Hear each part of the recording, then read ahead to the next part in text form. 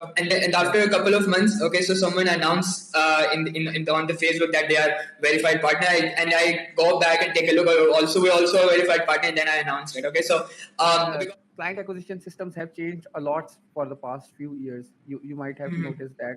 So how do you see that going forward? certainly is going to happen is that Amazon, keep raising their fees, and a lot of the sellers might be possible that after 2-3 years get gone from the market. Okay, so that's where the deep come in, and That I've noticed is the streaming TV ads on yeah. Amazon, according to on Amazon Prime. So that is a pretty big game changer, because now not most of the people are using it because it has a little bit higher fees for a monthly basis.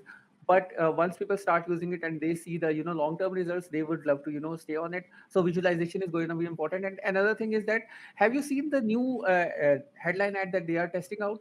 But when it's come to the visualization advertising on Amazon, so that is where most of the sellers need the agency most of the time. Okay, so that is the area what I see after maybe 4 or 5 years, or after the couple of years, Amazon, advertising agencies, the PPC agency going to the top of the level, on the high. I believe after 2 or 3 years, the freelancers might be removed from the market.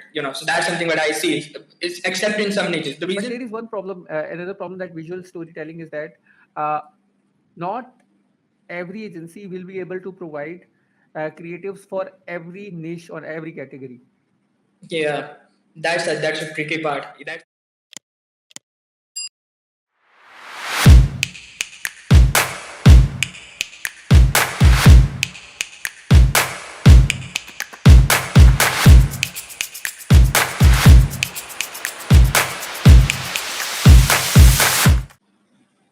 Assalamu alaikum, Mohit. How are you?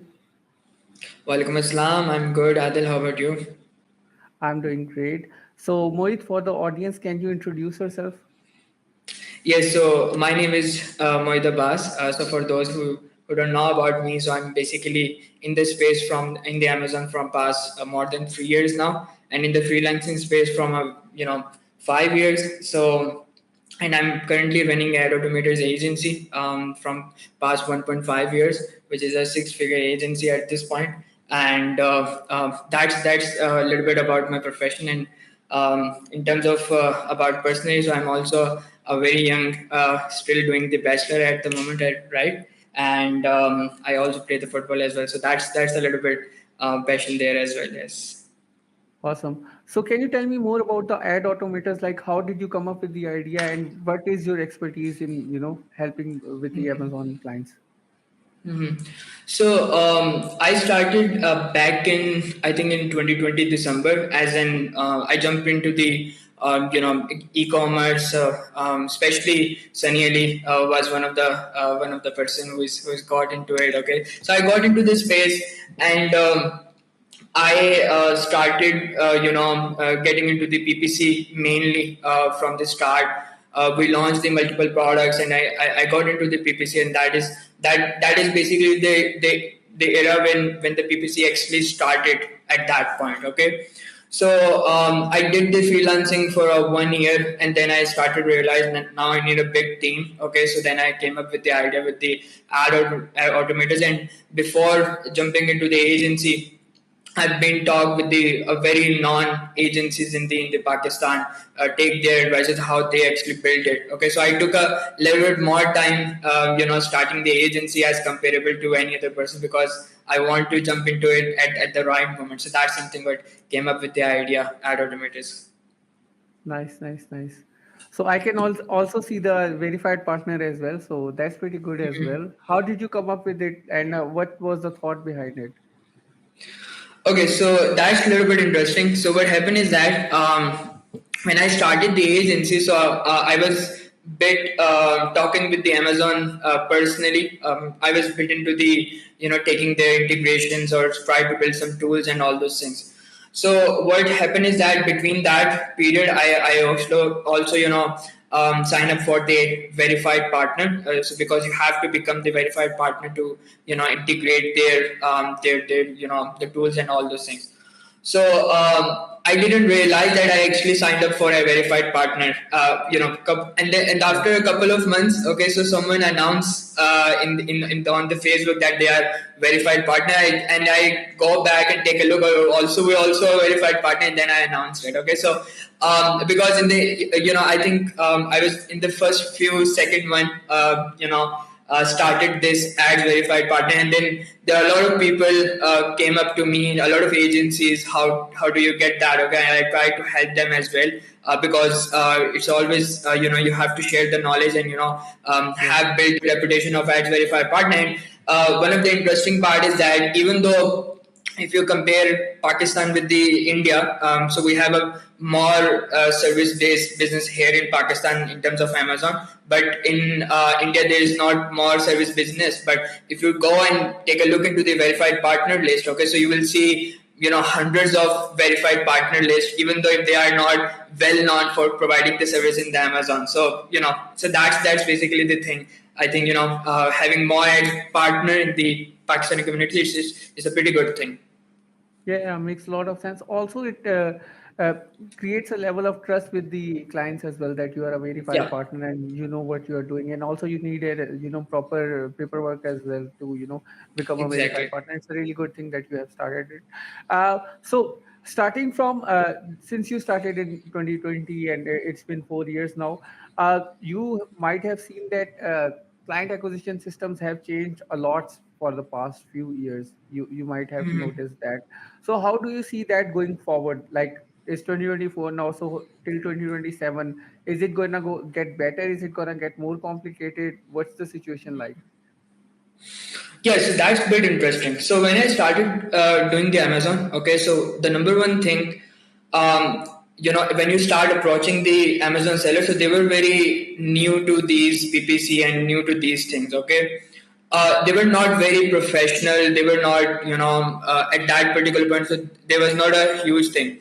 What happened suddenly, over the time, especially what we have seen in the Q4 in the last year, and we're observing this year as well. So Amazon sellers are now getting very professional. Even when they came up, launching the brand firstly, so they try to build the team in terms of the PPC. They try to have a connection already with the agency. So what I'm trying to say is that the client acquisition becomes more professional.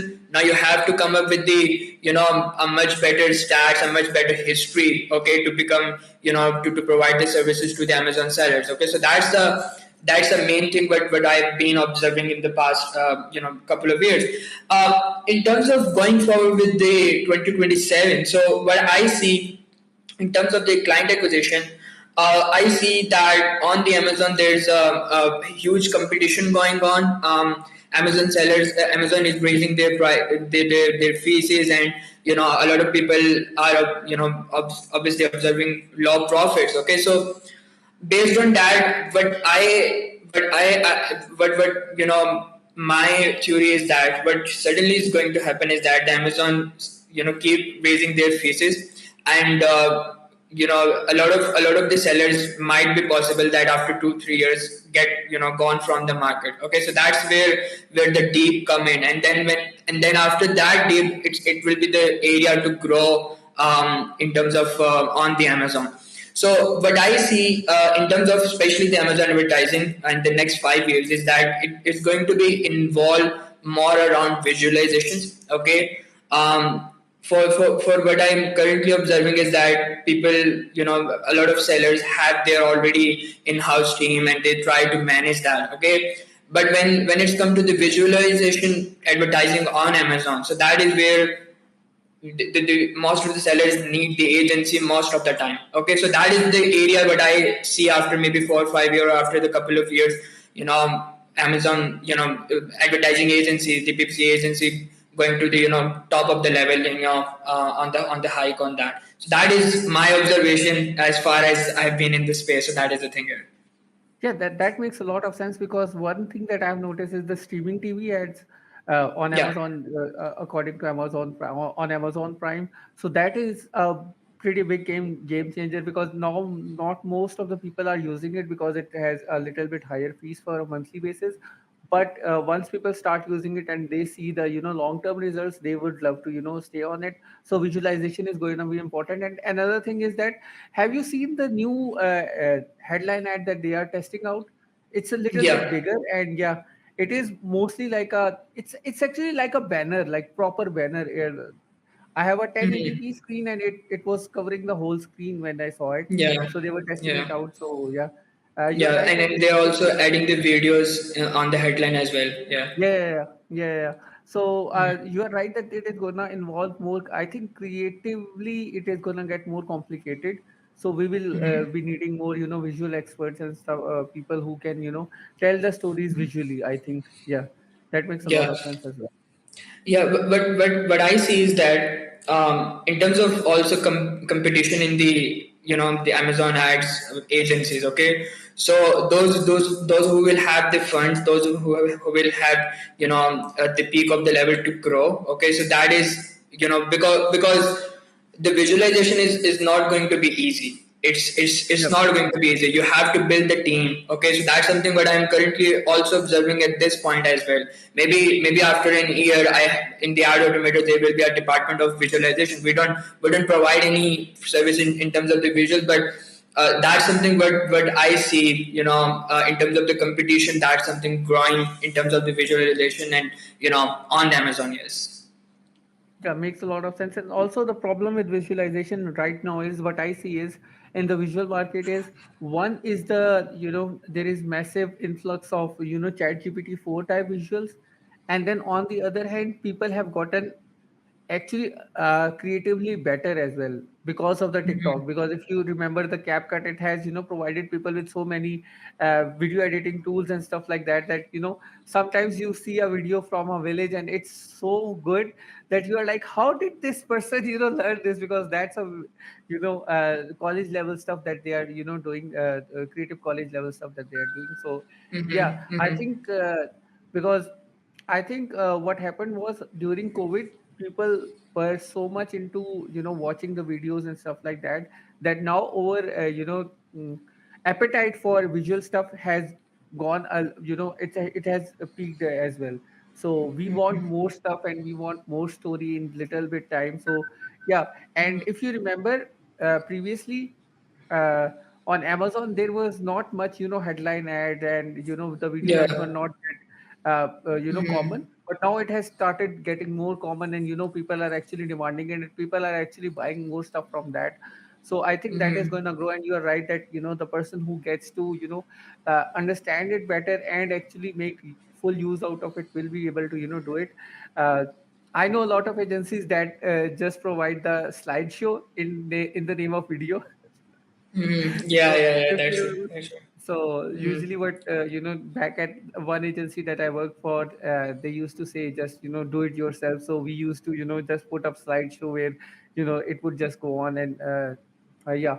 So but yeah, you are right that it is gonna. But there is one problem. Another problem that visual storytelling is that uh, not every agency will be able to provide creatives for every niche or every category.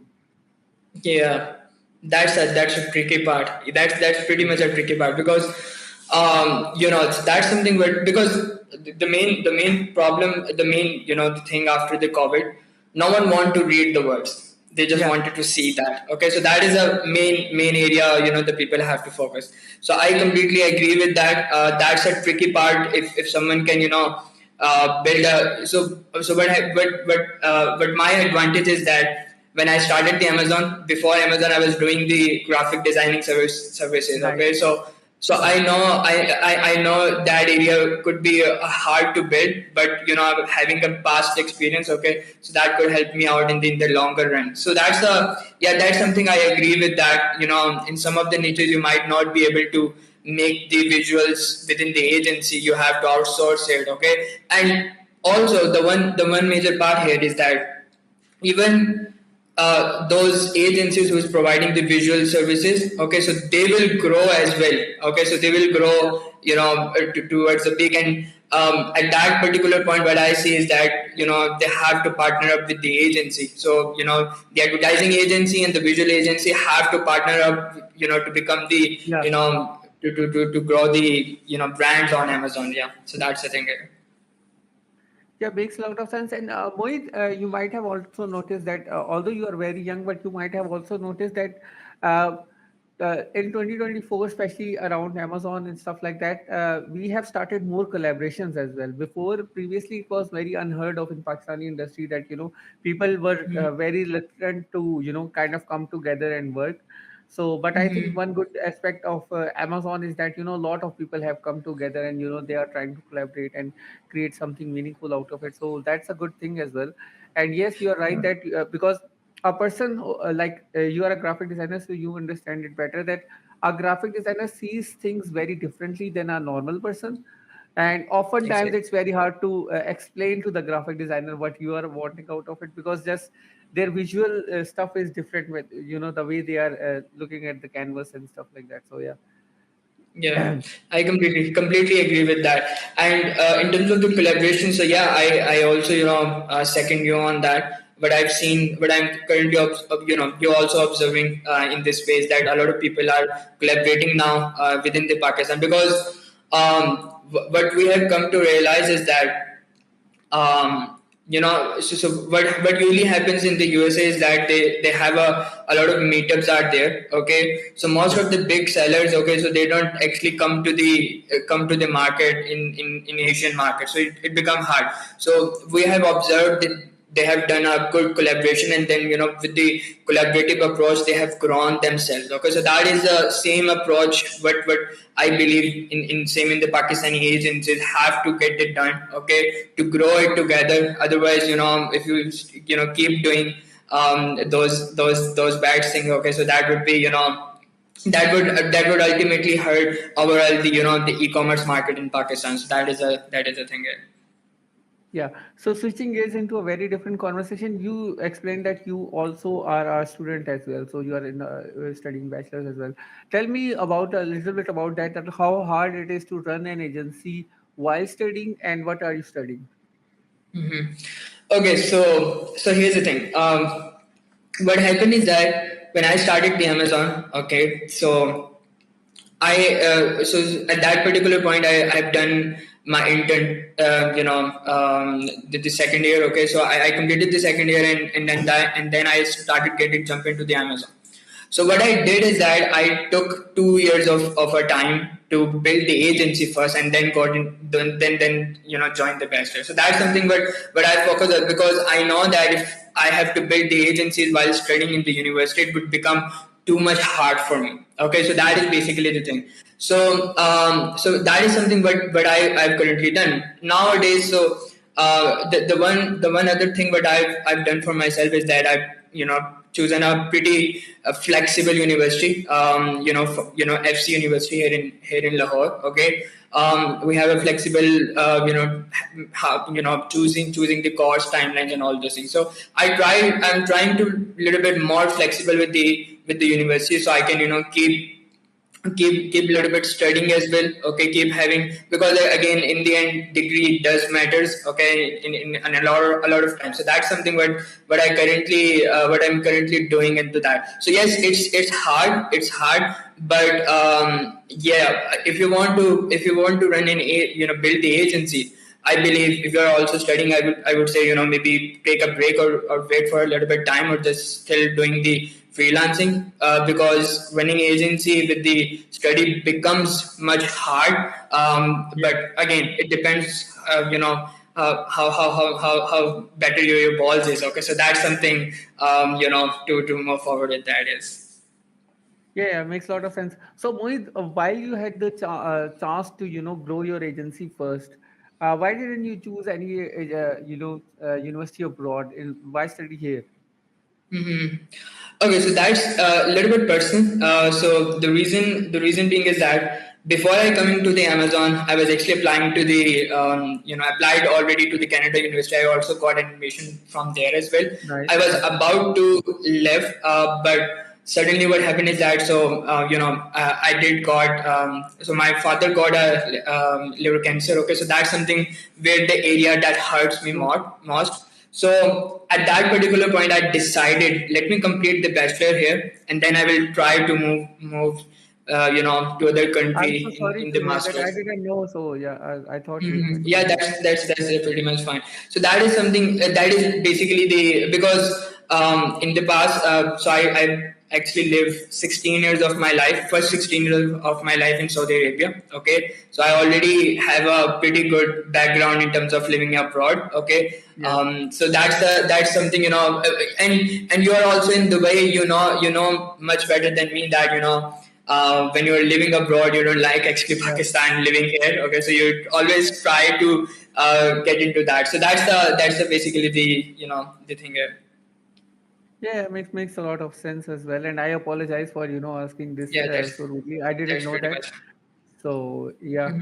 that's pretty much fine. Switching gears into another conversation, you have been living abroad. So uh, what's the thing that you miss the most that is changed here from as compared to Saudi? Hmm. So I believe so. Here's the thing. In terms of lifestyle, that is huge change. Okay, comparable to the Saudi Arabia, and also the people is something a lot of change. And you're also living in Dubai. Yeah, You know much better than me. So that's basically the what I see the difference between living abroad, especially in the first world or second world country, as comparable to your third world country. So that is basically the one thing. But here's the thing. What I've been observing in the past 5 6 years living in here in Pakistan is that you can actually improve your lifestyle better. Okay, so yeah. there is always a area that you actually focus on, try to improve your lifestyle. So that's something you can do here in Pakistan as well. So that's the thing here. To be very honest, I was expecting Nissan Petrol that you will say I miss Nissan Petrol, but yeah, it's all right. Yeah, because the cars are Yeah. very different. Like the cars you see in Saudi and in Dubai are GCC specs cars versus the cars in Pakistan. It's a whole different conversation. Like they are not even comparable to each other. Even sometimes, I'm actually trying to buy a car here, and I was seriously thinking that I should go back to Dubai, buy a car and then import it here. Even if it's a old Mini Cooper or something, it will be so good here. Like you can the comfort level, the seating, the everything, even the engines are so good there. So yeah, Yeah, that, yeah.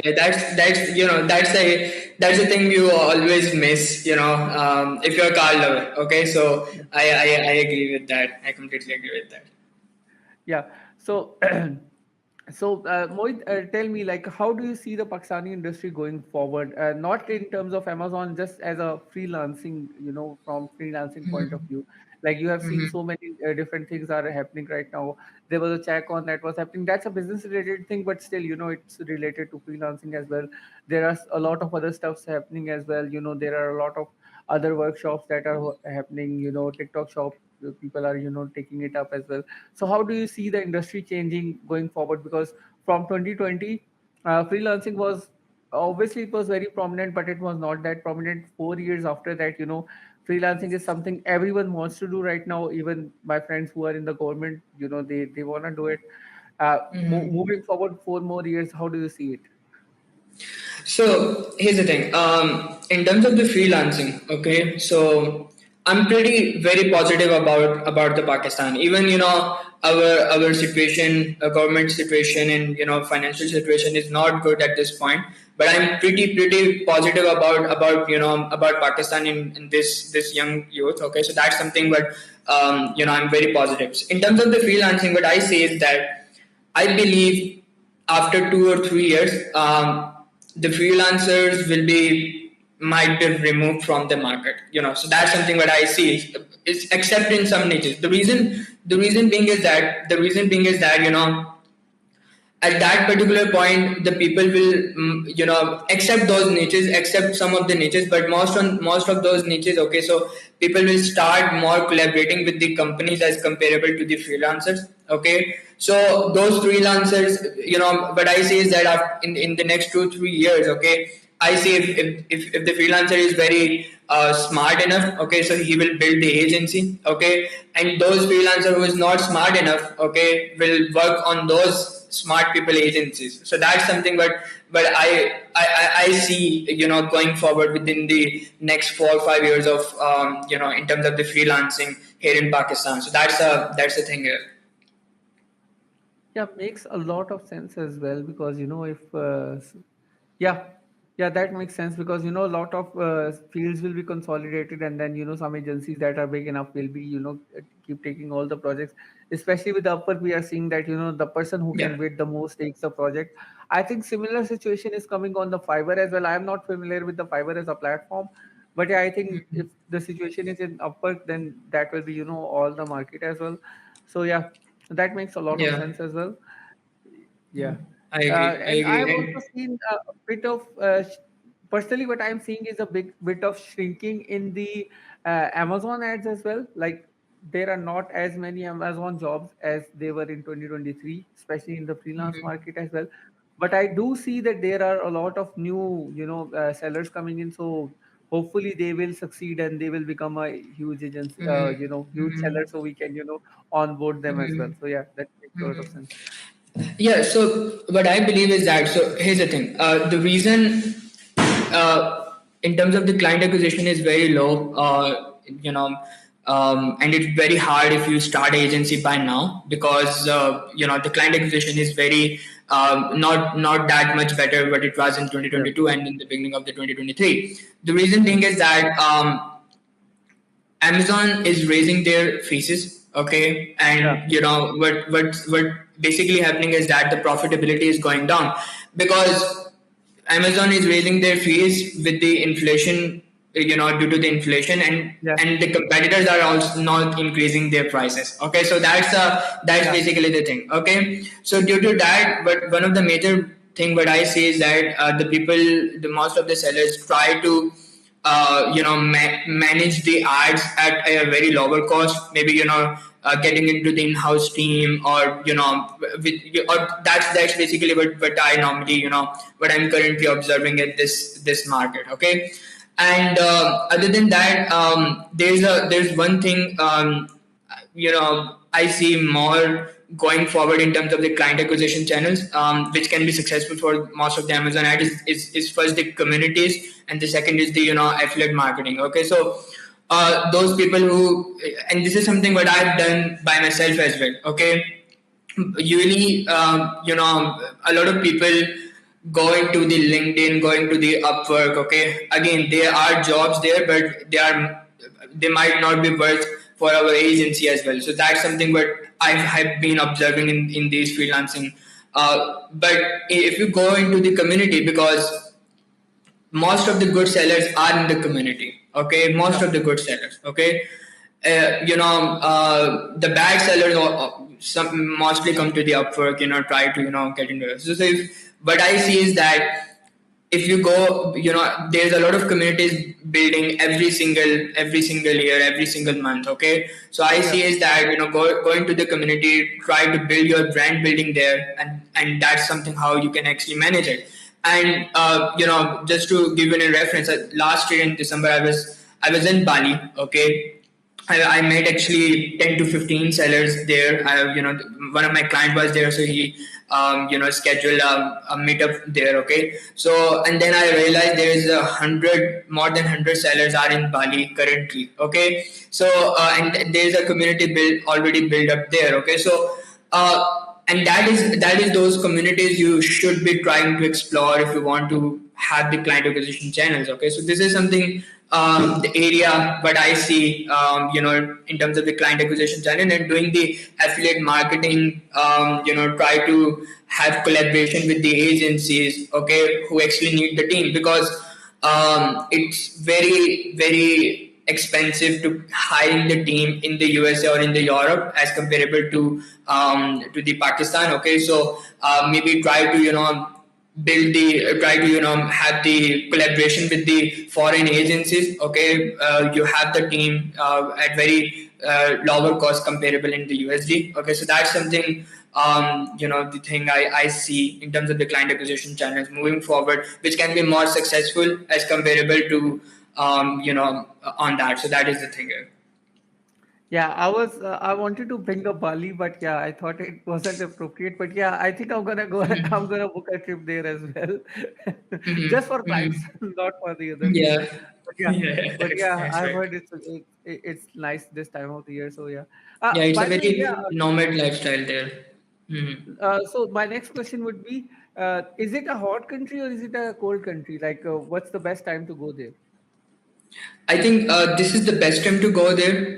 In the May, April, May. Okay, it's a basically the hot country. So it's very Oh, hot there. So the reason. So I did ask a couple of the sellers there, why do you actually move from the USA to Bali? Because the lifestyle is better. It's very less expensive living in the yeah, USA, and you're also running an e-commerce brand which can be handled remotely. You don't have to be stay in the USA. Okay, so that is basically what I see is the reason most of the people go into the Bali and these nomad cities. Okay, so that is the thing, I guess. yeah, yeah, makes a lot of sense as well. Yeah, I've seen a lot of Australians going to, Dubai or going to, Malaysia as well, Malaysia, Indonesia, and Thailand. So this whole trip, people really love to go there and just relax Yeah. a bit as well.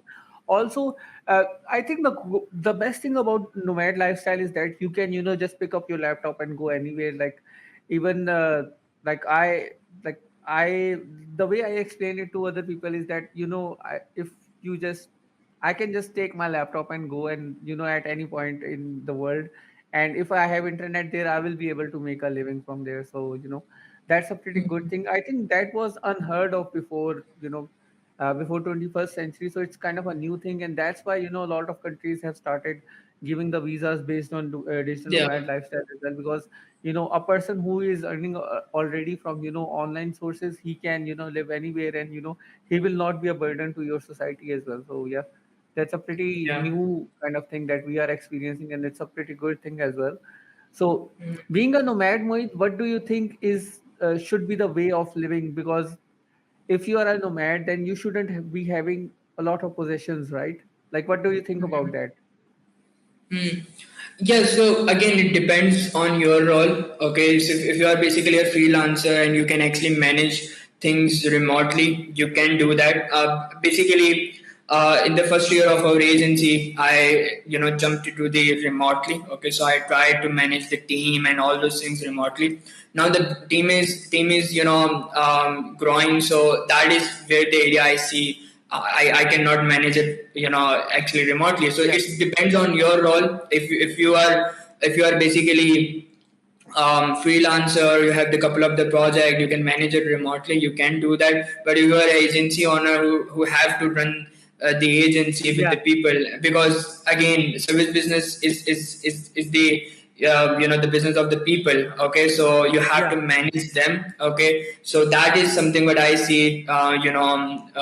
You have to go into the office, try to manage the people. Okay, so again it depends on your role, whatever your role is. Okay, so that's something. But still what I see, for example, if you're building the team. Okay, in the starting you have to sit with them, you have to sit with yeah, them, you have to spend the time with them. Okay, after a certain period, when you have already built the trust with them, so then you can also convert it to the remote as well. Okay, so that is also the thing here. Okay, so this is something what I've done. When I done the first training, after the training was in house. Okay, and after the training I jumped into the remote, because now I built the I build the trust with the people, and now I can trust them. Okay, so that is a thing. So this is something what I see. And for example, after working with someone 6 months, 3 to 6 months. Okay, so you can shift to the remote. It's pretty much fine for you to handle it now. So that is a thing. yeah, yeah, makes a lot of sense. Yeah. So yeah, because a lot of the times the problem with remote agencies is that some people go missing as well, and some people are like no, I was traveling and stuff like that. So yeah, I've seen that a lot. Especially Yeah. I'm working in a remote environment, so a lot of our team is just moving everywhere and they have internet issues and stuff like that. So yeah, that makes a lot of sense. Yeah. Yeah. So we are basically up on the 32-minute mark. So, Mohit, do you have any, suggestions for the freelancers or the agency owners? Yeah, so suggestions for them is basically firstly the freelancers. Okay, so I think majorly focus on in terms of the sales, and try to have put a lot of investment in terms of your building the good services. Okay, so having a if you are providing a very good services, and you're also very reputable in the market. Okay, so you can actually build the the things by then. Okay, so that is something what I would recommend to for the freelancers to improve their services. That is basically the thing. In terms of the agency, I think in the agency, the major, if you're basically service based agency, the main thing what you have to focus is actually the people. Okay, so the team, the clients, and these are all the people you have to manage. Okay, so when you're having a very good team, when you're having a when you're having a good clients. Okay, so that is something the truly remarkable for the agency. Okay, so that is, and this is something I also focus on, that having a good team, having a good clients. Okay, so that becomes more good for the agency, comparable to taking many more clients and many more team members. I'm not a fan of Yeah, having more yeah, and more people. It's more of like the quality over quantity. So that is a thing here. yeah. Makes a lot of sense as well.